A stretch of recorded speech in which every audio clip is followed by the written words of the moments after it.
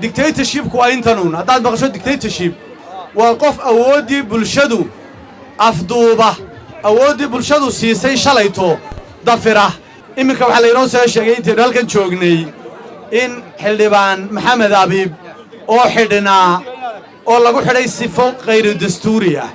ay maxkamaddu sii daysay maxkamadda sare maxkamaddii dastuuriga ahayd inay sii daysay bal hadda u fiirsada shalayto waa golii baarlamaanka saddex gole ayaynu leenahay oo dastuurku sheegay mid waa golaha fulinta ee madaxweynuhu uu hogaamiyo midna waa golaha baarlamaanka ee uu gudoomiyaha baarlamaanku hogaamiyo ama isku jirkooda ha noqoto oo labada gole ee wakiilada iyo guurtiga ama ha noqoto wakiiladoo la doortay golaha baarlamaanka ama isku darka labada gole ee baarlamaanka waa iyaguna waa hay'ad madax bannaan oo saddexdii dhardhaar mid ka mid ah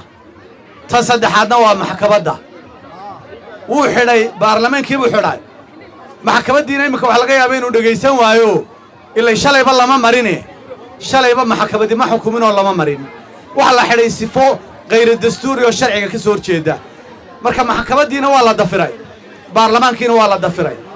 dictatorship waa intanuun haddaad maqasho dictatorship waa qof awoodii bulshadu afduuba awoodii bulshadu siisay shalayto dafira muxuu sameeyey tii isaga lagu doortay wuxuu dadkii doortay fartiina eedaysaan buu yidhi kuwii sidoo kale la sinaa ee baarlamaankii iyo garsoorkiina wuxuu sheegaya inaanay waxba ka jirin oo ficilkiisaa tusinaya inaan waxba ka dhegaysanayn kaasaynu doonaynaa inaynu beddello kaasaynu doonaynaa inaynu hannaanka somalilan ku soo celinno wixii dastuurka aynuu samaysannay wixii ay dadku u codeeyeen wixii aynu ugu talagallay hannaankii doorasho iyo hannaankii dimuquraadiyadeed hannaanka doorasho iyo dimuquraadiyadeed wuxuu sameeyaa awoodduu bulshada siiyaa bulshadaa waxay u codaysaa qofka ay doonayso bulshadaa waxay muujisaa inay iyadu tahay cidda wax xukumaysa bulshadaa waxay muujisaa inay ka ku saaqida waxay u doorteen inay diidaan waxaannu leenahay bulshada reer somalilan dhammaanteed oo tan reer sheekha hortaagan ugu horrayso isbeddelkaasaynu doonaynaa inay xaqiijisaan awooddaasaynu doonaynaa inaad tusisaan waxaynu doonaynaa inaan digtatorra abuurmin ee dadku taliyo waxaynu doonaynaa in dadka qiimihiisa iyo sharafkiisa iyo waxa weeye siyaadada iyo madax bannaanida bulshadu leedahay maxaynu ku doodaynaa dunida waxaynu leenahay somalilan madax bannaanideeda maxaynu ku doonaynaa bulshadaa iska leh oo dooratay inay somalilan madax bannaanaato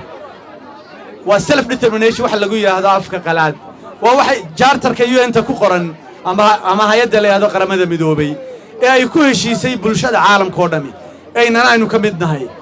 bulshadu inay taliso sidaasaynu u doonaynaa leenahay bulshada codkeeda hala dhegaysto muuse waxaynu leenahay bulshada codkeeda dhegayso bulshada codkeeda dhegayso